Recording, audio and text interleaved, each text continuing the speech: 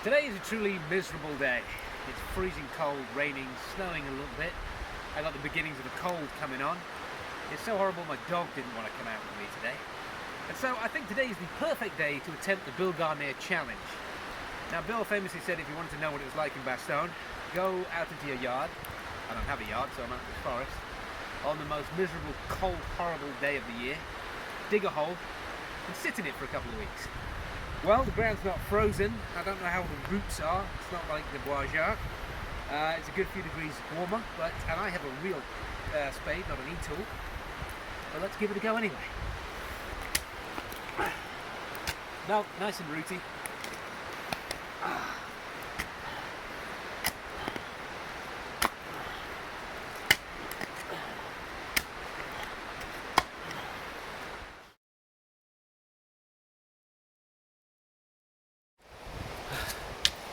We're about 15 minutes in and we've gone down about 3/4 of a foot.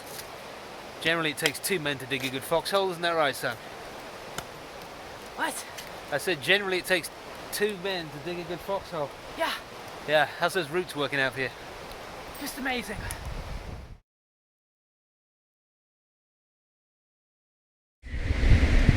Okay, well, half an hour in. I still feel like I've barely scraped the ground. I'm digging out bloody big rocks. I'm assuming you need to keep those away from you. You don't want those flying around if you're being barraged by artillery. Also, I guess you have to pray that no one opens up on you while you're digging this hole, because there's bloody nowhere to hide. It's a miserable occupation. Alright, son, so we're going to widen it out now, okay? Okay. So it's right just below the surface that you start hitting the horrible roots. Yep. Got one? I have many. The only thing you can do is just smack them as hard as you can. Gotcha.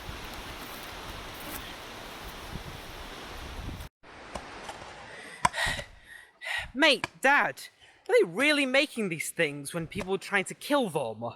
Yeah. And the ground was frozen, and they were getting shelled by 88mm. An 88mm blows up a tank or an aircraft or a whole bunch of buildings at the same time.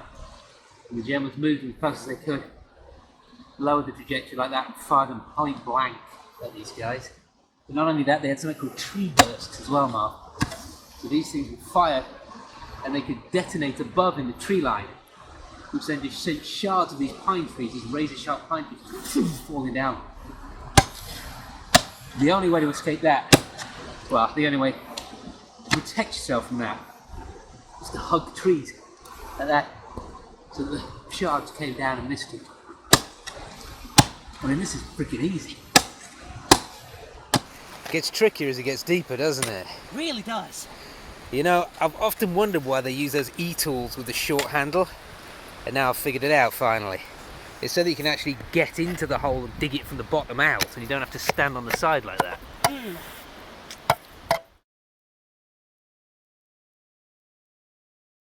So it's got to this point, if you come in closer, it's got to this point where you're starting to think, right, this is a foxhole now.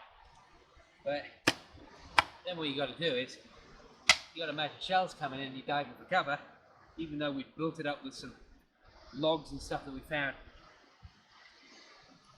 And I'm small. Get it, top of your head blown up.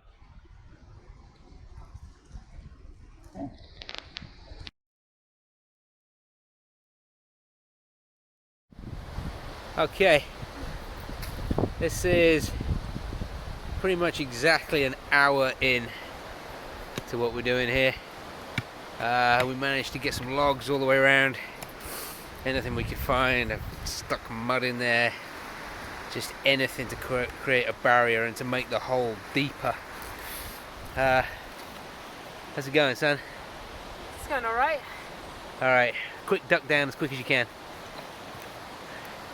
Duck down like something's shelling you, buddy. Okay. So he's pretty much just disappeared out of sight. But we've got to be honest and say, I mean, those logs are adding an extra foot, and I don't even know exactly what protection they would give. There he is down there. Okay, I managed to dig it and build it up so my head is pretty much covered. If I was on the front line, I'd be able to see out that way. And I guess this is where they sit for a couple of weeks at a time. So this is it. Well, Dad, I think you're missing a key step. I don't think so. Technically, Bill said you have to do it with freezing cold water in there. Yeah, but we don't have any freezing cold water. Well, coincidentally, we live right next to the swale. The icy swale. Mm-hmm. You're not going to do it, are you? Sorry, Dad, I gotta...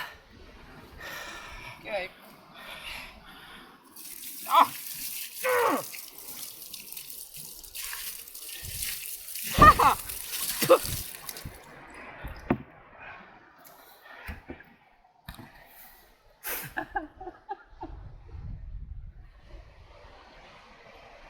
2 weeks. See you in 5 minutes. Yeah.